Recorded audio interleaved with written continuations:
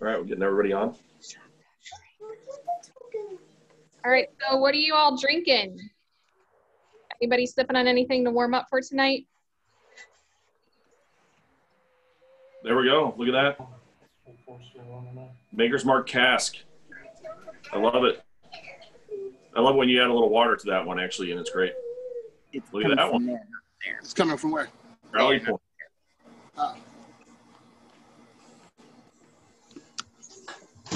I want to welcome you to the basement of our house. Amy's going to step on in a minute. Here she comes. But I'm just drinking one of my favorite new Budweiser Nitro Gold. I like to drink that with whiskey. I haven't tried that yet. Very, very nice. Very nice with whiskey. So it's going to work really well today. Yeah. Well, you already had that connected. I'm having a very easy Bud Light lemonade. Keeping it classic tonight. Even at Get back to that audio again. I like. Nice whiskey they like. All right, so everybody, we're going to get started here shortly. If your device is not muted, please go ahead and mute it. But we encourage you to unmute yourself if you have any questions during tonight's meeting. So go ahead and if you're not unmuted, I can mute you. But again, just feel free to unmute yourself at any time. So we're excited. It's a St. Louis night tonight. We have David from StilL 630 as our speaker tonight, and we are very excited to have a local brand on here. We haven't had one in a while, so this is going to be a great night. But we have some fun things to talk about.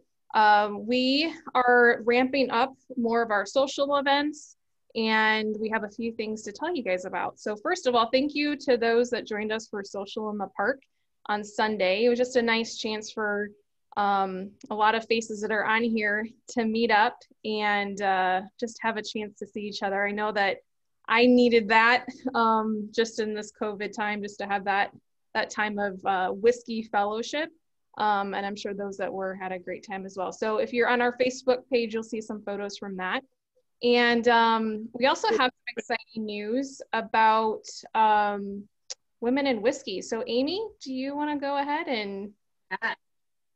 So I know there are some fellow women in whiskey people on here. So thank you for coming to past events. We're excited to, Elizabeth and I have been working the last couple months to try to bring that event back because we miss it so much, and we had such a great community of women that were coming together, drinking whiskey, learning about it, a lot of different things, and we missed that. So we wanted to bring it back. So it is coming back.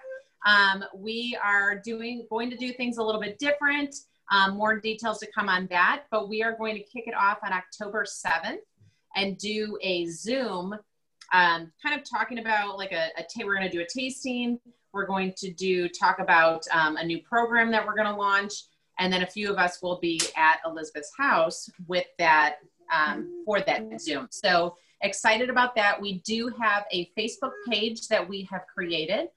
So you can start following it now. It's just Women in Whiskey, same logo as before. So you can find that, and more details will come to that as well. Right. No, you got to disconnect it from the, but we will do, I don't know how much I'm going to detail Elizabeth now, but we will do monthly Zooms just like this. And then we're also going to try to get some in-person as well. That's so I'm excited. Super exciting. It is exciting. I'm excited as well for that. And let's see the point of, things are different right now, obviously. We've all talked about it till our face is blue. But, we're going to try to do our best to be as creative as we possibly can to bring more programming to you, whether it's Women in Whiskey or Whiskey Society of Missouri or other things. We may even bring date night back. That was a lot of fun. But all these things, were originally designed to, be a huge part of Gamblin' Whiskey House. Gamblin' Whiskey House is no longer around. So we're going to just try to recreate things and make it a little bit different and a little bit more interesting in different ways. There might be more online things, or there might be some things that, when, the other day at the park was fantastic. It was great to see everyone. I hope that expands in a socially distanced way. And I hope we get more people there next time, because it was just fantastic to sit around in a circle in lawn chairs and just have a whiskey and talk a little bit, and then pick up your kit for today. So we appreciate everybody joining us. Excellent. And so as things are changing, we have been telling you guys, we're working on a plan, we're working on a plan, we're working on a plan. We are finally excited to tell you that we have a plan. And so thank you for your patience as we've been navigating this together. So, let's see, Derek and I have been navigating some different ideas, and we're really excited about this new level. So you guys had the ambassador level, which we went ahead and folded just because we couldn't fulfill the ambassador benefits. And so we have a new level, which is called the select level.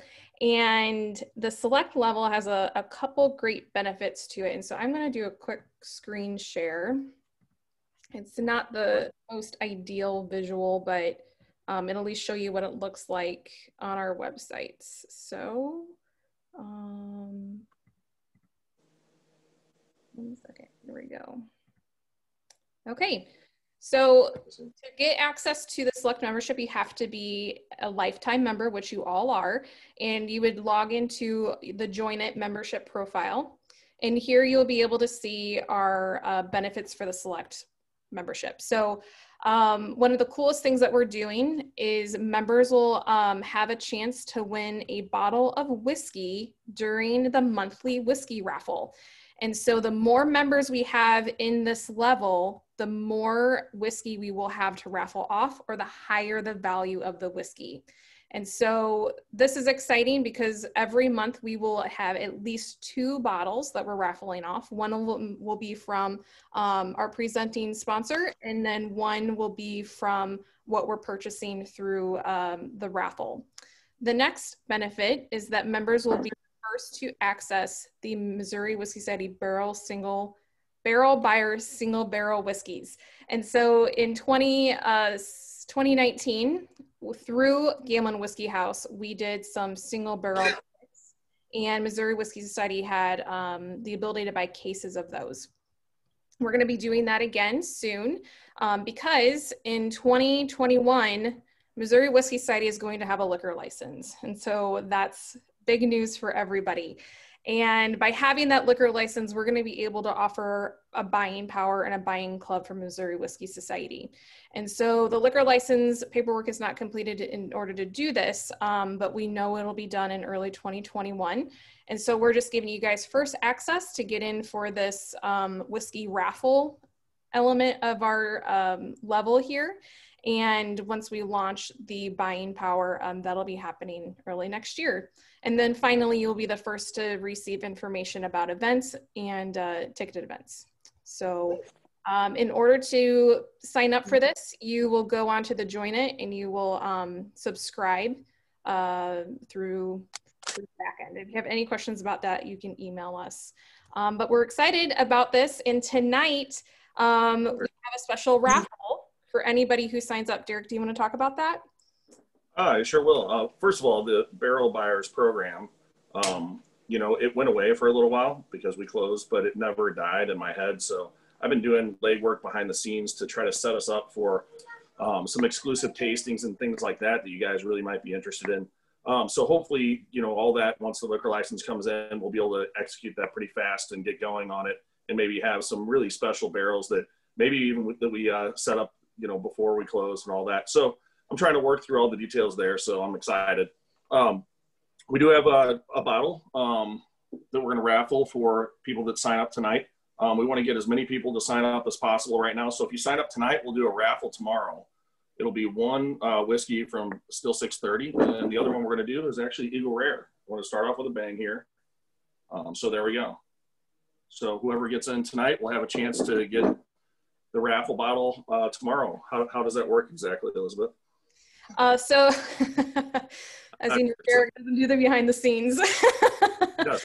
So you'll go ahead and go to MissouriWhiskeySociety.com. You'll click at the top, I'm a member. You'll log into your account. If you forgot your password, just click, I forgot my password. Once you get in there, you'll be able to see a little button at the bottom of the page to sign up for the select level. Once you do that, we'll get an email that you are now a member, and then tomorrow evening we'll do the raffle for that, and we will email you guys. We'll email the select members who won that raffle. So if you have any questions, as membership expands and we get more people, that means that we're going to get more and more exclusive whiskeys, and we'll have more, money to spend on those bottles. So, if we have 1,000 members, we will spend money for, multiple bottles, not just one bottle. It might not be just like the most rare bottle or whatever. We're going to have a rare bottle or maybe a couple other levels and try to raffle off and get as many of them out to you guys as possible. Things that you just can't get anywhere. So that's the idea behind it. So big news for us. I hope that you're as excited as we are, and we will email you guys later tonight with those details, and those that weren't able to join us tonight will know about it. So enough with that exciting news. Let's drink some whiskey. So David, thanks for joining us tonight. So David, with StilL 630, they have a couple great awards. One of them, Best in Class Whiskey from the American Craft Spirits, Best in Category Bourbon from American Distilling Institute, and one of the top 3 craft whiskey distilleries from US Today. So you have a lot of great awards to be excited about on your end. So welcome, David, and I'll let you take it from here. Thank you very much, guys. I appreciate it. And yeah, it's from a distiller that started as a dream in my head back when I was a futures trader in Chicago before I moved down here to start this. To be sitting here and have you read off those awards is, I mean, I'm aware that they happen, but it still always feels like a little bit of a pinch me moment because it seems too good to be true. But I'm really honored to be here with all of you tonight. As a member of the Missouri Whiskey Society myself, it's pretty special for me to be able to share some of what we're doing with you guys. And while I was listening attentively to everything you were saying in the intro there, it got me thinking that if the club has a liquor license and it's doing awesome barrel picks of incredible distilleries all over and doing great bottles and everything, maybe the club should have its own unique whiskey. And I just so happen to mention that because we have a private barrel program where you can come in. Nice. We couldn't do everybody, but we could have a select group of people come in, maybe some of the select members here, and we could literally taste different individual components and build the whiskey for the Missouri Whiskey Society. Obviously, it's going to take a few years to age it, but how long could be up to you. But I'm just throwing that out there as an incredible opportunity you obviously wouldn't want to pass up.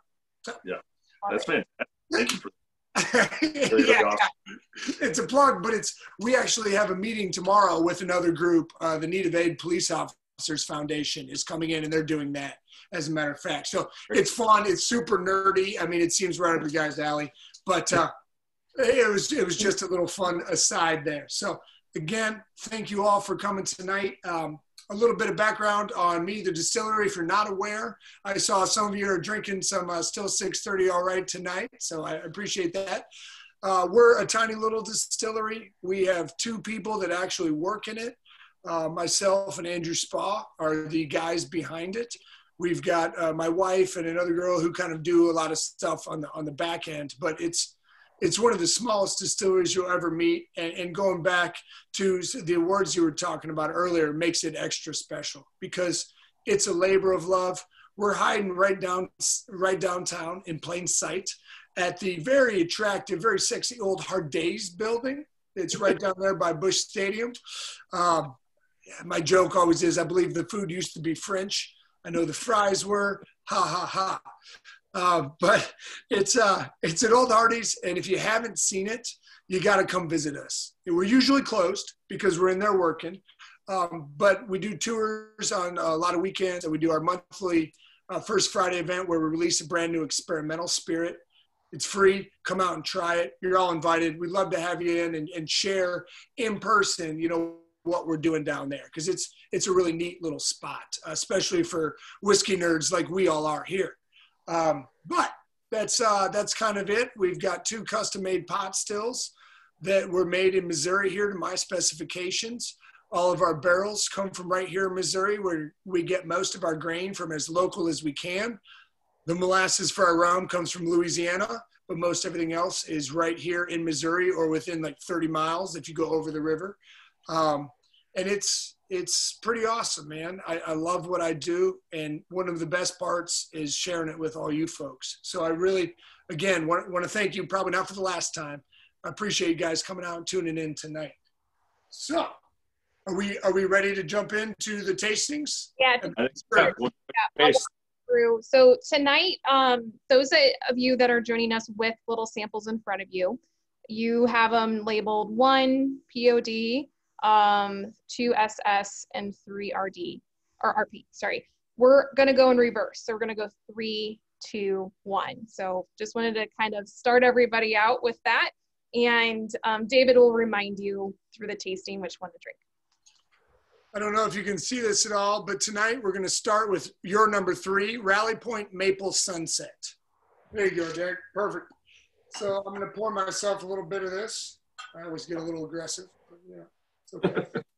So if you're not familiar, RallyPoint is our flagship whiskey. It's a rye whiskey. It's 90% rye, 10% malted barley, and a portion of that rye is malted itself. So it's unmalted rye, malted barley, 90-10, and we bottle it at 90 proof. And it's a little over 3 years old these days. 3.5, I think, was our last batch. That's our flagship whiskey. And over the years, we've done a few finishes on it. This that we have here tonight, RallyPoint Maple Sunset, was the first real finish that we did. And what we do now is we'll take that RallyPoint, we'll let it age in a new barrel for over 3 years, and then we'll hand select particular barrels that have the right kind of flavor profile. We'll pick them, and then we'll finish them in one of our used bourbon barrels that has previously held maple syrup. So my whole goal here was to make a rye whiskey with bourbon maple syrup notes, not a maple flavored whiskey, right? I think you guys are all savvy enough to know there's a light years of distance between those 2 concepts. So I hope that you enjoy this. I'd love to hear any questions or comments. But this is our RallyPoint Maple Sunset. I think you'll find that rye kind of peppery spice note is there, but it blends in very softly and smoothly with that bourbon and maple. And I get it right off the nose. To me, personally, it's not overpowering, but it's pleasantly present, so to speak. And the proof on this is 90. The proof on this is 90. And I also think that the sweetness of the maple syrup, especially towards the back end of the finish, kind of rounds in some of the flavor profile of it. We like to talk about things like it's a 360-degree wheel, and it'll have flavor spikes at different components. This kind of smooths it all out and makes it kind of round and unified. And this is one of the most approachable whiskeys that we have, and tends to be one of the more popular ones we put out every year. And we usually put it out the first of October. So you guys are getting a little sneak peek on this year's batch. And how you guys can I ask a question on that? Please. Sure. So was, and maybe you said this and I just missed it, but is this aged entirely in that former bourbon and maple syrup barrel, or is it aged in a regular barrel and then finished? It's aged in the regular barrel for a little over 3 years, and then we take it out and finish it in that barrel that previously held bourbon and the maple syrup. And so when that rye whiskey goes into that secondary barrel, it really absorbs the residual flavors that are in there. We're not pouring maple syrup into it or mixing it in or putting any flavoring in. It's literally whatever that rye whiskey can suck out of that second barrel. And for that reason, it varies the length of time that we leave it in there. I think the shortest we did was 7 or 8 months, and the longest has been 14. And in the first couple batches, we hadn't had our bourbon out yet, so we were reusing whatever other bourbon barrels we could get, and the wine and cheese place helped us out with that quite a bit. But for the past, I want to say 3 or 4 years, we've been using our own ex-bourbon barrels, filling them with maple syrup, emptying them, and then adding the rye whiskey to it. So how many times do you use that maple barrel? That's once. That's just that one time, and then we're done with it. And that's kind of par for the course for us on most barrels that we use, unless it's an intentional finishing barrel like that. Most times our barrel program is a new barrel, and then we're done with it. And most of them go to local breweries to make barrel-aged beers. I also happen to love barrel-aged beers. I usually get a free bottle or two out of the deal, so it works out for this guy.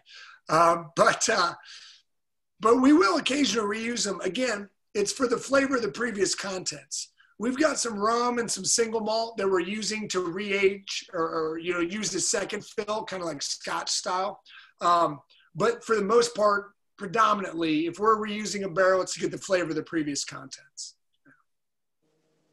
And then how much, so for this batch that you just have coming out, how many barrels or how many bottles do you guys make of this particular? So I would call this, Elizabeth, I would call this a single barrel release, even though we use 2 barrels. At the end, there's the contents from 1 barrel that got bottled up. And I believe we had 472 bottles that came out of it, if I'm not mistaken. So yeah, that's, I see some comments over here that somebody, Safety Mike needs some waffles, and Blackberry BB 105 says it has maple flavor without the excessive sweetness. I'm going to interpret both of those as high praise. So thank you. Hey, it's a breakfast whiskey. You need a whiskey for every part of the day. So can't drink all day if you don't start in the morning, yada, yada, yada. Yeah, exactly. I would agree. This is definitely a whiskey that you can drink. And I think that maple just smooths it out. You don't have to add any water to it or ice. I think you can actually just sit by the fire and drink this, no problem. Cool. With that little bit of fire smoke, it goes, yeah. It was made to go together. You're absolutely right. And we like to play around with it, make some nice cocktails too. A lot of people tell me that it makes a great old fashioned. Oh, yeah.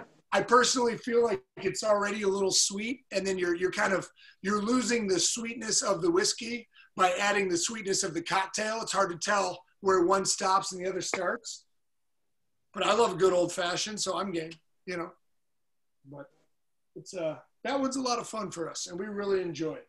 So yeah. So is this one of your best sellers at the distillery? 100%. Yeah. This is, and again, I imagine you can see why, because it does have that sweetness. It doesn't have high proof burn. It's not aggressive on your palate. Like you said, Derek, you can sit there and sip it. You can throw rocks on there if you want, but it's a pretty good whiskey for people that aren't sure they like whiskey. This is usually the one that'll bring them in. So at a tasting at the distillery, if they're unsure, and I only pour one, it might be this one right here, because it's pretty successful at roping people in and showing them, as we all know, that the world of whiskey, it's so expansive and there's so many different iterations and flavor profiles. You cannot try one whiskey and say you don't like whiskey, right? That's ridiculous. You got to try all the different iterations and different ones, and you can find the one that's right for you. This one, Maple Sunset, tends to be a good gateway whiskey for people. Anybody opposed? Yes, we, Safety Mike, these are available at Randall's off Jefferson. And most of the worthwhile liquor stores all around town in Columbia and Kansas City, et cetera. We're distributed throughout most of Missouri, I would say right now. Great. So I have a quick question. How long have you been open? Remind me. We moved into the famous location in the beginning of 2012, and I spent that year gutting it, bringing in the stills, practicing distilling, and then aging some things. And we sold our first bottles in the middle of 2013, and we've been rock and rolling ever since. Yeah, I think I tasted one back then, and you were doing great then. And Mike, just sorry to interrupt, is how have those years changed your style? This is a RallyPoint is your main go-to right now, and it's your number one seller probably. So how has that changed since 2013 till now? Well, I can flat out and honestly say I'm a hell of a lot better at distilling now than I was then. A lot of trial and error will make you that way. But I love what I do. It's my favorite thing I've done. And I'm an uber nerd about geeking out on the chemistry of it, the aspects of barrel, the conditions, just the bottling, the flavor nuances throughout aging. If you've been to the distillery, you'd see that there's shelves that look kind of like what's behind me, but on steroids. We've got samples, a library, we call it, over 2,500 different bottles that are samples of different spirits at different periods of aging. So it really allows us to investigate and understand the maturation and the way these spirits evolve in the barrel. It allows us to keep an eye on it and then bottle them at the right time or give them more time if they need it. It also allows us to compare future batches to older batches for consistency and to make sure that we can keep true to that spirit and that style so that Maple Sunset in 2025 tastes just as good as it did in 2020 or 2017. We have, to speak more to your question, we have increased our capacity. So the first still that we had made, which is literally still number 630, part of our name, was a 150-gallon pot still. And we still use it, and it's in rotation every week. But we have bought a new still. We had the same guy commission it. We just needed a bigger one, right? So now we have this big gargantuan 500-gallon pot still. And we usually do the first distillation, the stripping run on the pot still. And then we'll do the second distillation, the spirits run on our spirit still. It's kind of how we refer to it. So I would say my technique has improved. My knowledge and understanding has improved. My palate has certainly improved and sharpened, honed in. And I think it sounds very presumptuous, so I apologize ahead of time, but I think my philosophy and what I want to do with these spirits and the styles and flavor profiles I'm trying to make have kind of crystallized. And again, with getting a little bit better at it, I'm better at hitting my targets, I would say. Because one of the things that I'm very proud of is that I don't believe we have a house flavor, right? We make whiskey, rum, and gin, and apple brandy now a little bit. But that's what we do because that's what I like. We don't make vodka because I don't like vodka. And damn it, I'm in charge.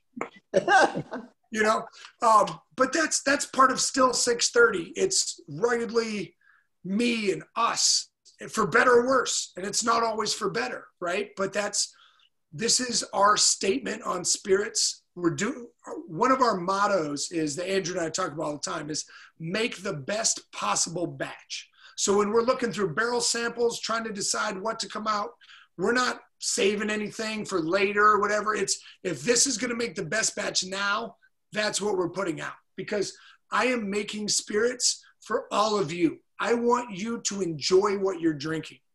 I don't, if you want to save it and whatever, that's great. But speaking from the guy who made it, StilL 630 spirits are made to be enjoyed, hopefully with great friends and on wonderful days and with great friends on bad days. But they're made to accompany life. And I want you to enjoy it, you know, in your ups and downs and your highest moments. You got a birth of a kid or a new job or your lowest moments. I hope that we can be a positive little accompaniment to your incredible story of life. So I know that was very rambling, and that's what happens when you get me talking. But I love this very much, and I love sharing it with people. That's the best part, you know. That's the most passionate thing I've ever heard anybody say in any of our whiskey tastings. I think everybody can agree. That was awesome. Really good. Thank you very much. It was straight from the heart. That's why I was so rambling, I guess. Well, let's get into that. So the next one is... Can I answer a couple questions real quick? Yeah. We'll go to the next one. S'mores and RallyPoint, perfect for fall? Yes. Is everything you make double distilled? Yes, John, it is. We'll sometimes do a third distillation by accumulating all the heads and tails and do a queen share. I call it a king's cut because I'm an idiot and we don't have a queen, so blah, blah, blah. but that's like the heads and tails distillation. And then we'll usually blend that. We'll take the hearts cut from the tails distillation and blend that back in. It just recovers some of the alcohol and gives it a little bit more potency and well-rounded flavor. Bill was saying, who brews your wine? By that, do you mean our distiller's beer, the first, the fermented alcohol wash? Is that what we mean? Yes, that's exactly what I mean. We do. We make it from scratch. So we do the mashing, and then we do our fermentation, and then we double distill everything. So, and I hope you whiskey folks will appreciate the way we always refer to beer as just unfinished whiskey, you know, but we still like it. We still like those brewer guys. What is the significance behind the RallyPoint name? Again, this one is just, this is what happens when you have one guy in charge and nobody to tell him no. He gets to do whatever he wants, for better or worse. And I love the RallyPoint name because it was the name of the apartment I lived in with some of my college buddies up in Chicago. And the whole point was we were the rally point for humanity. When the grid goes down and the robots come and the zombies take over, this is where humanity will rally and make our stand. And yes, I'll probably be leading the revolution, but that's neither here nor there at this point. But now we kind of joke about with let's say the apocalypse comes. You need a still to make clean drinking water, right? Paper money is going to be worthless. So whiskey will be the currency of the future. I got both those things. Plus, if you've seen our distillery, it's really well barricaded. We got parapet roof for sniping. We'll be protected. We will rebuild at the RallyPoint. And that is our chucklesome, ridiculous, silly name. And that's why it came up. So beware what questions you ask. You'll get more of an answer than you want. But moving on to number 2 today, because I'm sure we all need a drink after listening to that. This is really cool to me, okay? This is, I don't know if you can read that at all. This is our SS Sorghum Whiskey, okay?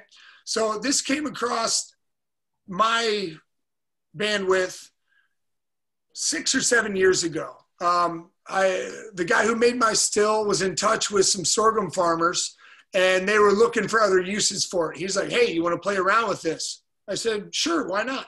And we took it and it's 100% sorghum, okay? And we grow it right down in the Boot Hill. We get it out of Sikeston, Missouri, home of the Throwed Rolls for all you Sikeston fans. So it's kind of a hybrid rum whiskey in here. And that's what I love about it. It kind of walks that line. It's got some of these rum sweetness notes, but the whiskey character and backbone in here. And this is particularly special to me because we pulled this off the market about 2.5 years ago. We had put out like 4 or 5 batches and it was very well received. It remains one of, if not the highest medal earning spirit. We've won the most awards for our sorghum over the years. And it's really special. And we call it the SS Sorghum Whiskey because it stands for Sydney's Sweet Sorghum Whiskey. Sydney's my wife's name. And if you've ever had our Big Jake, you know I named a whiskey after my dog. So not being an idiot, I figure I better name something after the wife too, right? But the sorghum whiskey, we put out a few batches, we loved it, but we pulled it back from the market to let it age a little bit longer. So this is one rare example where we literally held it back to meet an arbitrary deadline. And we wanted to do it because we wanted to make it bottled in bond. To my knowledge and all the research that I've done, this is the first bottled in bond spirit to ever come out of Missouri. And we also released the first 5-year-old whiskey to come out of Missouri with our 5-year RallyPoint. This is the first bottled in bond spirit to come out. And it was just named by the American Distilling Institute as the best of category for bottled in bond whiskey. So if you haven't already, please pour yourself some and let's enjoy.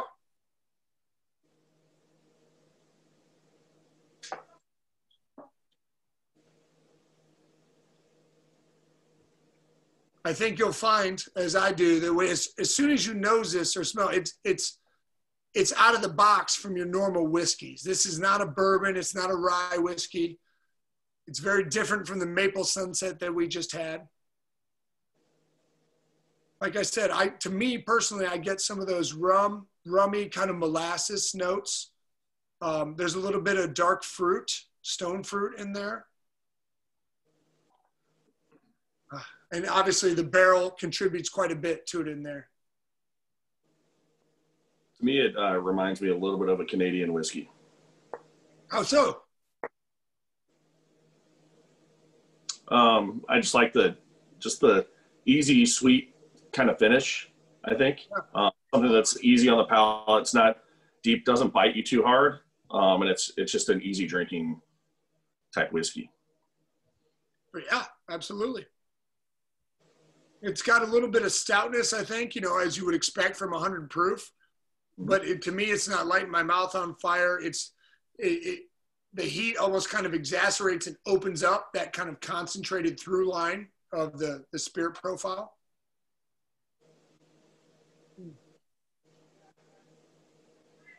I think a lot of that oak plays on there kind of heavy at times. To me, it's not overbearing, but there's a molassesy, syrupy sweetness that's kind of dances in and out right there on that kind of line between oaky and vanilla and sweet and like dark fruit.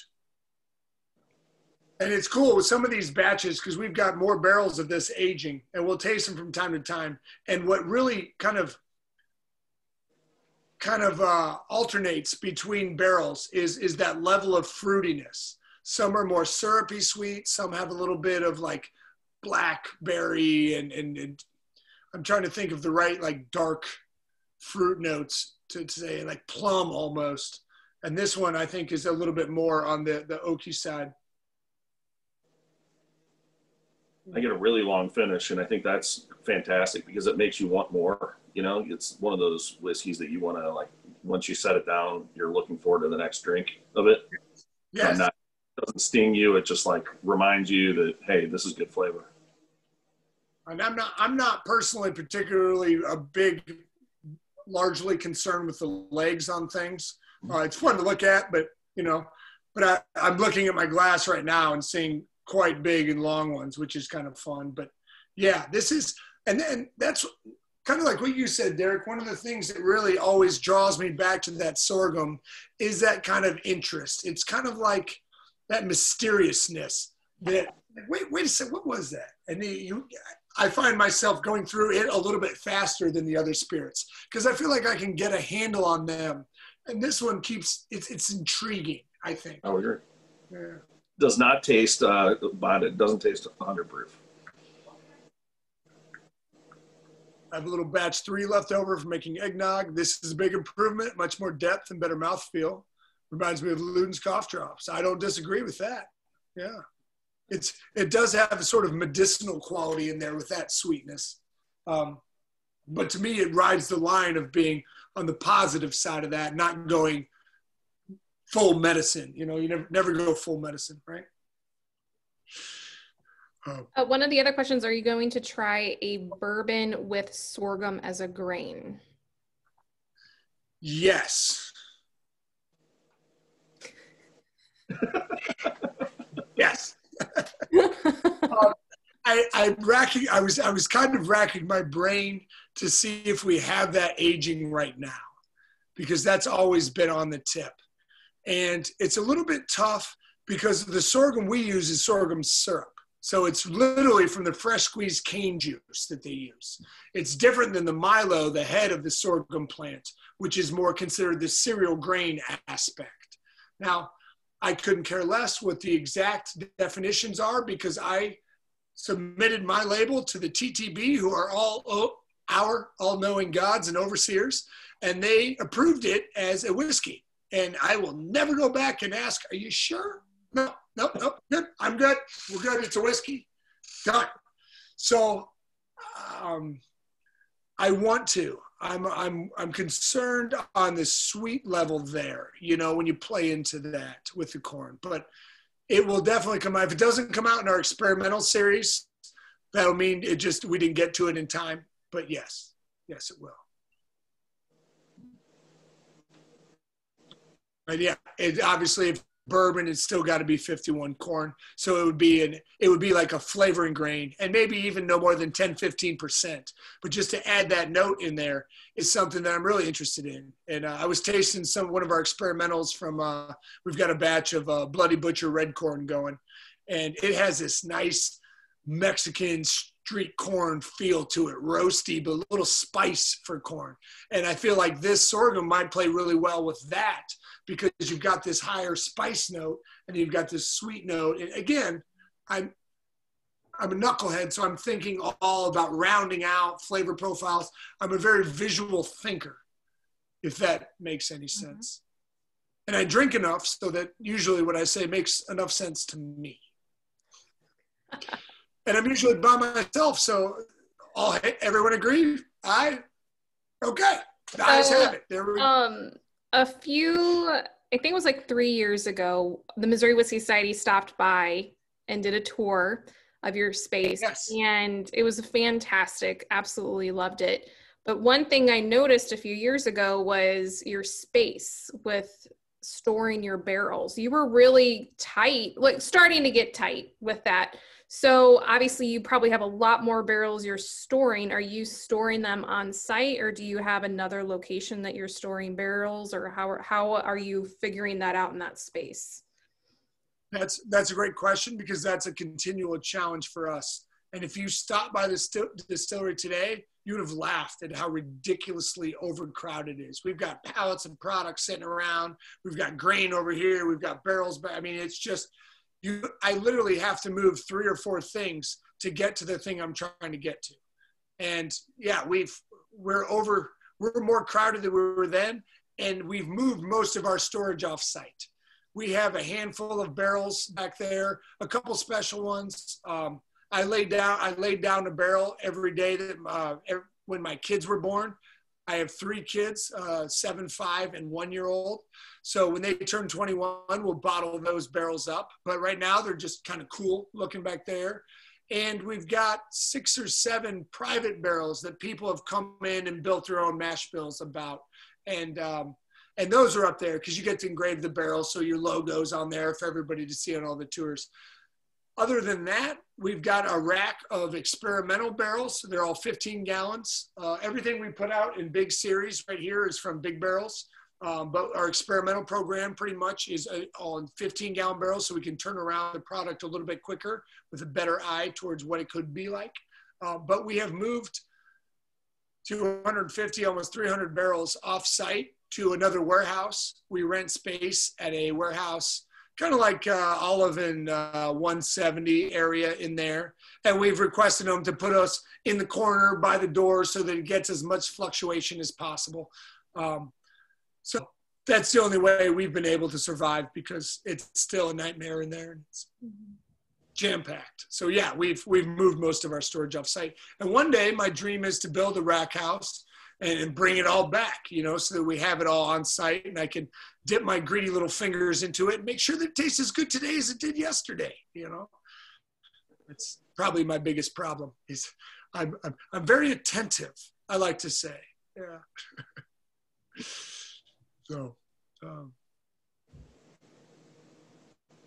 well, I kept messing it up. No, that's a joke on me. And they reminded me. So I kept saying Jack because Jake looked like my sister's dog that had just passed away a few years before that too. So whenever I kept seeing it and the names looked familiar, I kept saying Jack when, so anyway, everyone, they're making fun of me. So thank you for that, everybody.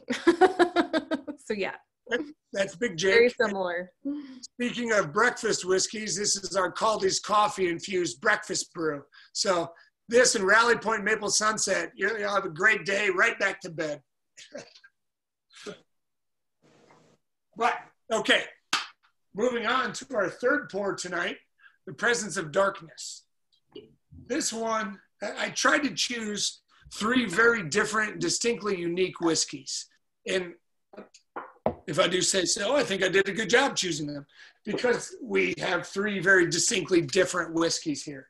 This one is particularly interesting to me because this is part of our brewery collaboration series.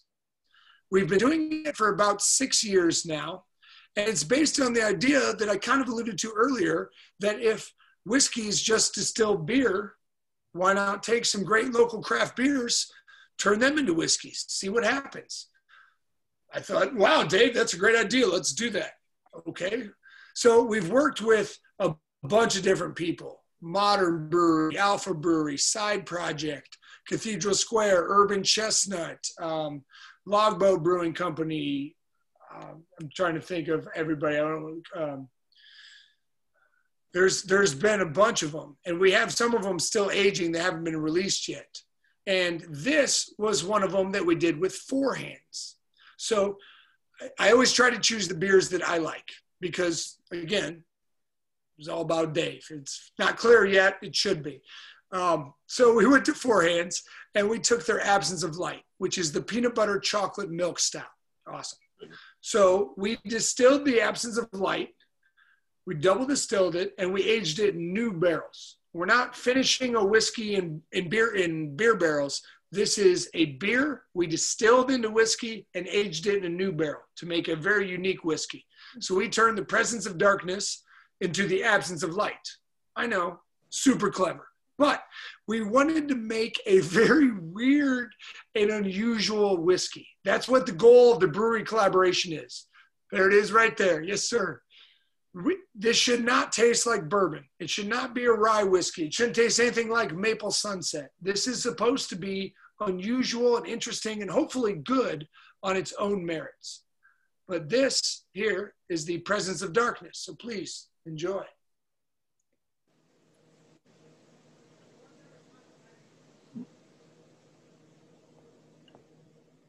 I think for me, off that nose there, you can instantly tell this is unusual.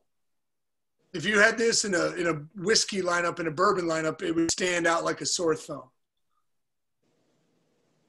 I get some of those malty notes, the slight kind of like hot peanuts. Like if you ever had baked peanuts, I get like aspects of that flavor coming off there. And you get a little, that malty note is very big on the palate. There's a good flash of chocolate that goes up at first and then recedes, and to me comes back more on the finish.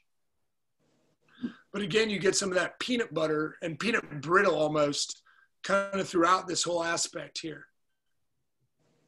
Very nice. I enjoy it. It's very different, and it's a lot of fun because, as you all know, so many times people approach whiskey tastings with some preconceived notions about what this kind of spirit should taste like or what you're looking for there.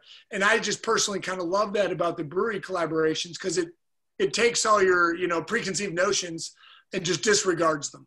It's all the brewery collabs are so different. We did one with O'Fallon Brewing Company. We took their Imperial Pumpkin Ale, pumpkin beer, distilled it. It tastes like fall in a glass. In Logboat's Brewing Company, we took their Dark Matter beer, which was a wheat porter. It tastes like burnt chocolate chip cookies as a whiskey. And then you've got the Presence of Darkness here that's totally different from them. It's like a toasted peanut brittle on there as a whiskey.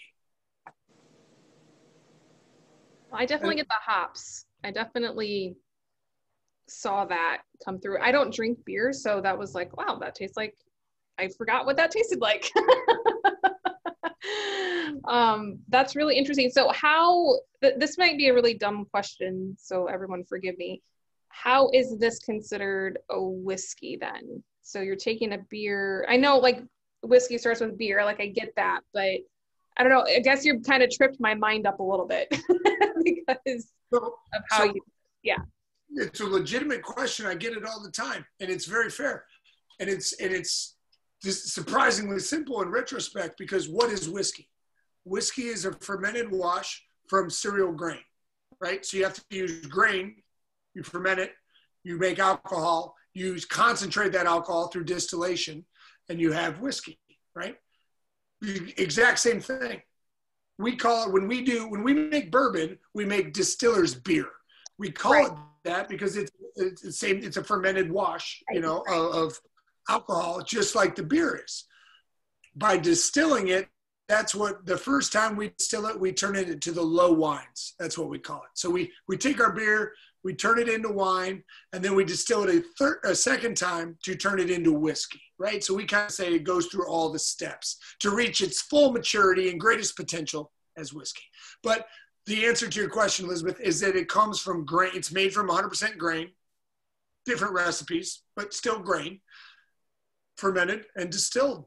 And therefore, when we age it in barrels, oak, it touches an oak container, it becomes certifiable whiskey. Yeah, it like literally, I drank it, I tasted hops, and my brain just went like mush. Like, how is this possible? Like, I don't understand. Exactly. And one of the things that that has limited us, though, in our experimentation and creativity of the Brewery Collab series is the hops themselves, because the hops have certain alpha acids that when boiled really interact with the copper of our still and degrade it and eat it away. So we don't do IPAs, pale ales. We really stick to the non or very low hopped beers. So that's why you see a lot of stouts, barley wines, porters, that kind of thing that come out of there. Yeah, and what's really cool that I've found is so much of the brewer's yeast comes through and is prevalent, and that's what gives it a lot of that hop character. It's got some of that beer funk that's in there, and it is somewhat off-putting until you realize it's an intentional part of it that's supposed to be there. You know, there's some people that have tasted the Brewery Collabs and that goes, it tastes like a weird whiskey, and I was like, exactly. That's what we're going for. We want it to be different, you know. It's so your kind of general flavor profile, the things that you're looking for are set aside so you can experience it kind of like a newbie coming into whiskey, you know. That's part of it there. Do you feel like this is a trend that's going to start happening in whiskey? I appreciate you asking that, and I know for a fact that it is, because I've seen a lot of other distillers copy us in doing it. I've seen a lot of other maple flavored or maple syrup barrel things come out since we won some medals years ago with the Maple Sunset. This is a touchy thing because imitation is the highest compliment, or however that saying goes, right? If you weren't doing something good and getting recognized for it, people wouldn't be doing it too. But it's frustrating because this is our 7th brewery collaboration that we've put out, you know? We've been doing it for years. Same with the Maple Sunset, same with our double barrel. And so to see everybody else just kind of doing it too and patting themselves on the back is a little bit frustrating from the artist standpoint, but I got to focus on me. I'm not worried about what anybody else is doing. They're doing their best. And if they're copying me, that means I'm doing something right. So I'm going to try to keep making StilL 630 the best I can and let everybody else follow along in our wake. The best you can do. That's the best you can do. This is definitely, you know, one of my favorite beers of all time. I love the beer. Whiskey tastes great. It's fantastic. It's just different. I agree. It's different, but I would drink it time and time again for sure. It reminds me of my favorite shot of all time, which is a Boilermaker. There it is. I can tell you from experience, it works well in a Boilermaker. Yes. And other cocktails too. I'm going to try it. Oh boy. Field research happening right now. My mind is blown. Like, I think this is so cool. What does everybody else think? I know that there's been a lot of feedback on here. A lot of peanuts. Yep. If it has hops, does it still count? Yeah, that's just a flavoring adjunct that you could add in. We could hop our whiskeys. You know, we could add hops to either of the first two, and it would still be acceptable as a whiskey under the statutes, class and type. I wish that there would be one variation with the peanut butter and jelly. We've made cocktails along that line because every month we release new experimental. We also do 4 brand new cocktails at the distillery, and mixing it with a darker fruit juice or sweetness, fruit syrup is what we've done, has been really, really well. Again, you balance it because the peanut butter can be a little warmer. So you balance it with something a little cooler. That syrupy sweetness in there just melds together. I can tell you also that if you're looking to make any sort of like cocktail, like floats or shakes, if you blend this in with some ice cream, you will not be sorry, because it is fantastic in there. I can see that. Quick question. Yeah. The industry trend to all these different flavored whiskeys, the cinnamons, the honeys, all that kind of stuff, is that a legitimate business model, or is it an attempt to dump batches that aren't up to quality standard by burying the flavor with something else? I think that is a very important question. And I think that everybody on this call, you are going to be the ones to answer it, not me. Do you want that? Is that what you want to buy? Just people throwing flavoring crap in there? If so, then yeah, it's here to stay. One thing that I love, and I appreciate this comment because it really allows me to bring this point up, which is crucial to me. All the flavors that come out of our bottles were in there from authentic raw ingredients. When we have that maple syrup in the Maple Sunset, that's because there was actual maple syrup in a bourbon barrel before we dumped it and put our aged rye whiskey in. The sorghum is from 100% of the sorghum. This peanut butter that's in here is not peanut butter flavoring. This is from the beer itself, and that's where these characteristics come from. You refer to stuff like the hot cinnamon and some of the other stuff that's out there that's all just flavored. Yeah, there's a lot. I mean, I don't mean to rag on vodka, but that's what they're doing. That's how you can have one company making a vodka with 23 flavors, and you've got dragonberry and cupcake and birthday cake and blah, blah, blah. Come on. They're taking flavor and putting this in and this one and that one. They're just dousing their batches, right? If that's what you want to drink and that's what you want to go, then enjoy the hell out of it.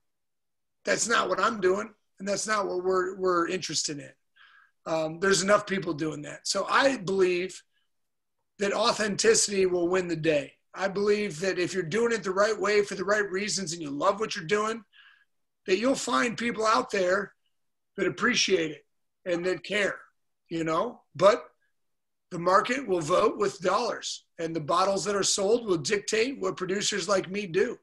So I guess it's yet to be seen. All right. Well, any other questions? Not a question, but I want to plug one thing. There's doing a third Friday, this Friday, for another experimental release. Everyone should come out. And Dave, you should tell them about the Still 630 Society. I know I've plugged it before, but I bet they'd love hearing about it from you because it's such a cool program. Thank you very much, Winston. Yeah, so I said we do experimental releases on the first Fridays. We have been out since March because of COVID, obviously, and we just resumed it the first Friday of September. In an effort to kind of get us more back on track, occasionally we're going to do a third Friday as well. This Friday happens to be one of them. So from 5 to 9 o'clock, you're all invited. Please come out to the distillery. We've got a brand new experimental spirit. We're in the quarter of agave right now. So this is a tequila. It's actually going to be, and this is unknown to everybody else, so this is breaking news here for you guys. It's a Pachuga style agave. So it's going to be smoked mushroom agave spirit. It's wild. It's crazy. It's freaking awesome. And I'm really excited about it. I can't wait to see what you guys think. But you get a free sample just for coming out. We've got a little short survey. It's basically, did you like it? Should we make it? What do you think? You know? And then we've got 4 new cocktails every time, and they switch up. And one of them is with the agave. Some of them are with these other spirits that we tried today. And it's always changes, but they're always fantastic. It's a great time. Just come out, enjoy yourself, stay as long or as short as you want. But the 630 Society is kind of built off of that. And it's about coming in, enjoying a certain number of cocktails, trying a certain number of spirits, and then whoever makes the society, we build a private barrel for that new group at the end of every year. We did one last year, and it was a lot of fun. They came in, built a new recipe, and that barrel is aging. We're going to age it for 3 years. And if you guys are interested in doing that too, I am literally not trying to plug my own society at the Missouri Whiskey Society. This is great. We don't mind at all. I apologize. But it's just another group of people that you know, come down to our distillery regularly, and I hope that involves all of you. And there's just cross-pollination, because it's about people that love good whiskey. And to me, that's all the Missouri Whiskey Society is about, is people that care and want to try new stuff and awesome stuff, and sometimes talk to cool people that do it, and sometimes talk to a knucklehead like me, you know. So I appreciate you guys having me. Any other questions or comments? Nope. Anybody have anything? I just want to make one quick statement. I appreciate what you do for St. Louis, and I appreciate the local aspect of what you do. So I would encourage, I think everyone on here is going to support you, but I encourage you to just talk to everyone you possibly can to go out and support local as much as possible. StilL 630, go down there, go to a store and buy it. I think that's just a fantastic way to expand what we do in St. Louis. You know, we're friendly people, and we want to continue to be that way. So I appreciate you. Thank you so much. It means a lot. Thank you, Derek. Awesome. Well, thank you. And I ditto to that. Like, you have been so welcoming when we have been there, and really, if you haven't been down there to take an opportunity to do that. Are your tours up and running now with COVID, or? Yes. Okay. We are starting them. They're modified, so we're cutting it down to like 8 people per tour and keeping a distance and all that stuff. But the first ones back actually will be this Saturday, so we're going to see how they go. Please, you have to make a reservation, so go to StilL630.com. StilL630.com. It's easy. And sign up then, because we'd love to show you. And if you enjoyed any of this, this is just a small taste of the spectrum of spirits that we have. And I'm telling you guys, even if you've been to other distilleries, ours is weird and funny and different and cool. So come down, check it out. And I promise you will say, I had no idea this was hiding right here. Excellent. But we're damn proud to be part of St. Louis, and we really, really appreciate, from the bottom of my heart, thank you to this group in particular for being such good fans of whiskey and spirits, and really carrying the torch and helping spread the word. So thank you very much for having me. I've enjoyed it, and I hope you guys have too. Thank you so much.